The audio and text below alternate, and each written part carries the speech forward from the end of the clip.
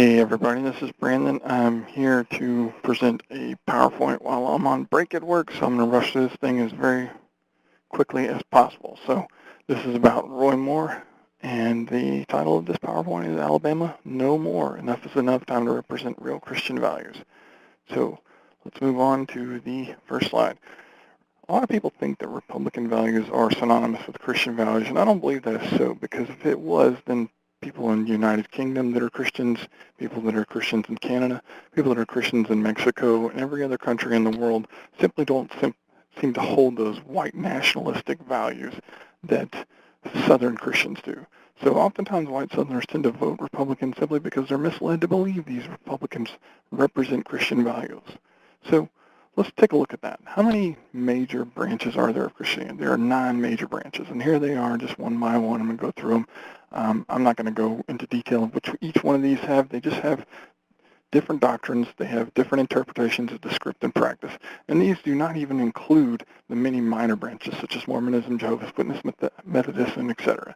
So if we cannot come together and say there is one doctrine of Christianity, and there's one script, and there's one practice, why would we want to have one man of the southern states try to tell you that his interpretation is the best interpretation?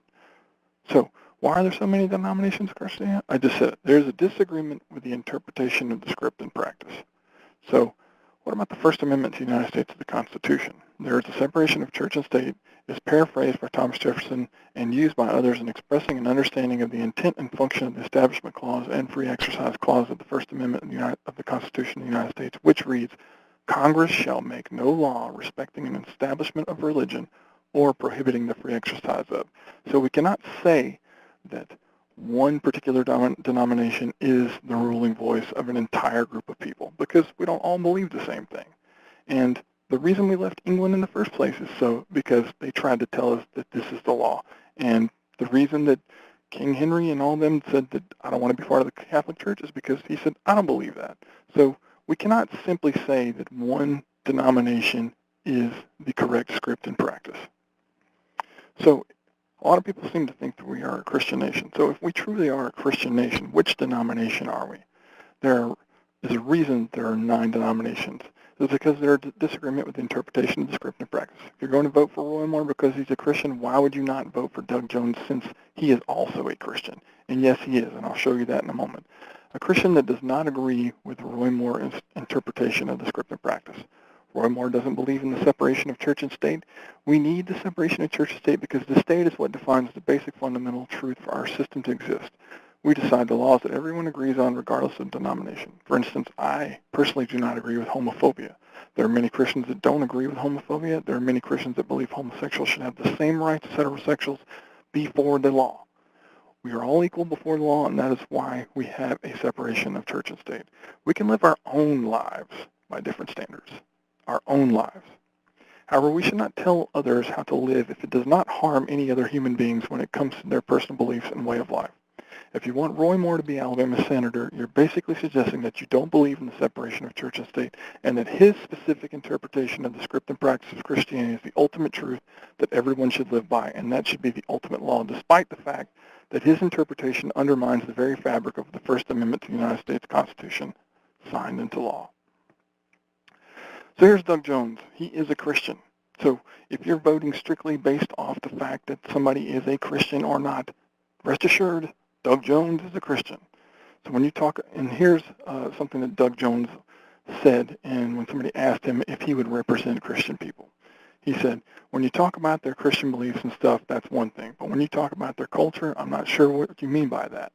If culture means that you have to put down people, if your culture means that you would discriminate against somebody, that you would not treat anybody in the same way that Christ would do, then I'm not going to protect that. I'm not going to protect discrimination of any sort in any way, whether it's race, religion, sex orientation, or whatever. So I'm not going to protect that culture if that's what the culture is. What I am hoping is to see is that if they are truly religious, and they are truly Christian in the same way that I am, then my faith is, well, we take care of everybody. There he is, are truly Christian in the same way that he is. And that is what really what Christianity is all about, taking care of everybody. You love everybody. That's what Jesus said. I've always believed the culture of the South and the heritage of the South is of people treating people like friends, of neighbors helping neighbors. You know, when a tornado comes through Tuscaloosa or Heckleburg, or you have a hurricane comes up the Gulf Coast, we don't start running around asking people who they are or who their fathers are. So there you go. This is a man. He is a Christian. If you're voting based off of that, rest assured, Doug Jones is a Christian. Now, Roy Moore thinks not standing for the anthem is against the law.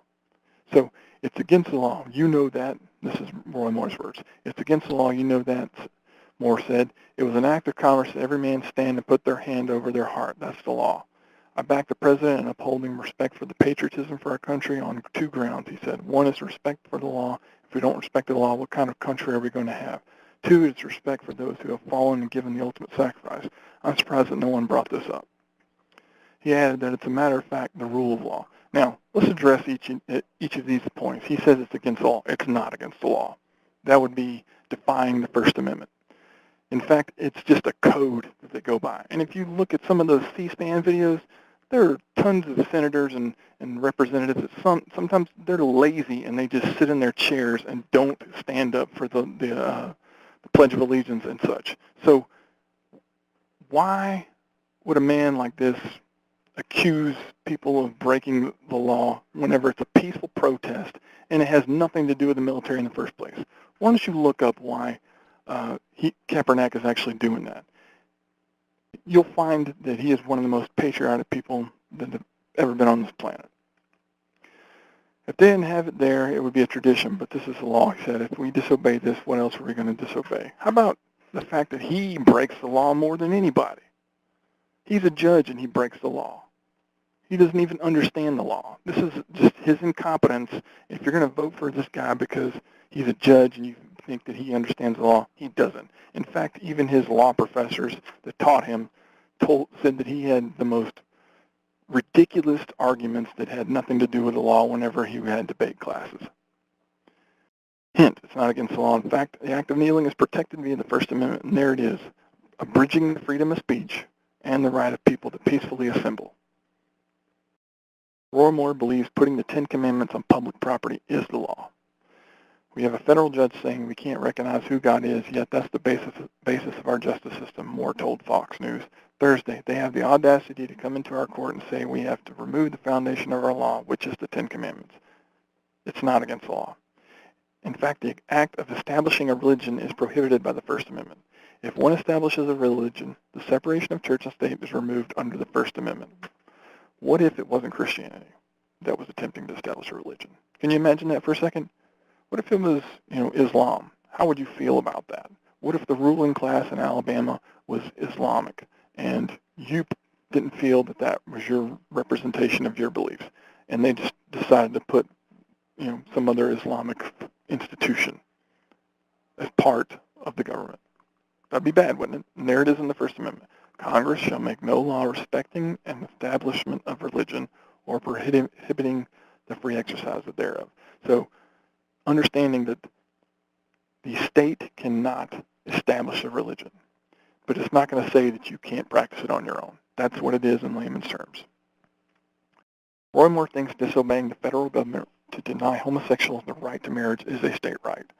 June 26, 2015, the Supreme Court of the United States of America ruled the 14th Amendment requires a state to license a marriage between two people of the same sex. Here's the document. If you want to look it up, I'll leave it up there for a minute. Here it is, which prevents citizens from being illegally deprived of life, liberty, or property. Roy Moore has been accused of sexual misconduct harassment by several women who were in their teens at the time. Here we go. Here's the whole list. I'm not going to go through each one of these cases. You guys have heard the story, 14 being the youngest. Pretty disgusting. So I believe that's the end of my presentation. So I'm going to just show you a little video that I kind of gathered a little bit of these things up, and hopefully this will sway your mind into correctness. Do you still think that homosexuality should be illegal? I think homosexuality should be illegal. I think it's a yes or no. Do you think that homosexuality or homosexual conduct should be illegal today? That's a yes or no question. Homosexual conduct Should be? should be illegal. Yes. Should be illegal. Yes. Yes. That means that what two consenting adults do behind the privacy of their bedroom, closed bedroom door, should be illegal activity? It is immoral. It is defined by the law as detestable. It was against the law in most states until the Supreme Court in Lawrence v. Texas said that it wasn't.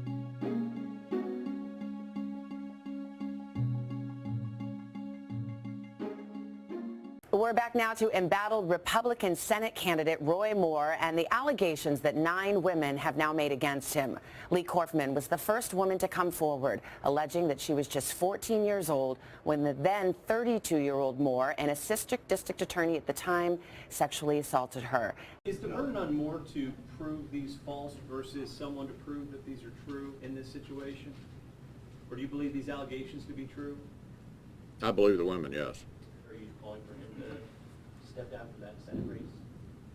I did. I think he should step aside. Senator, thank you so much for joining us. We appreciate it. You said that you already cast your ballot in the Alabama special election and that you chose to write in a candidate instead of voting for the Republican Roy Moore. The latest polls are neck and neck, showing Jones, the Democrat, leading by a hair. Perhaps when it comes down to it on Tuesday, who would you rather see win?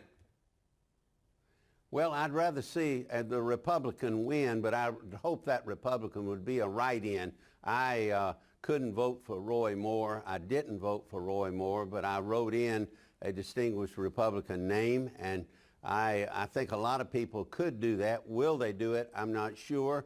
I don't know what's going to happen. You know, as a Republican, I had to vote Republican. I wanted to vote Republican. I understand where the president's coming from. I understand we would like to retain that seat in the U.S. Senate. But I tell you what, there's a time, we call it a tipping point.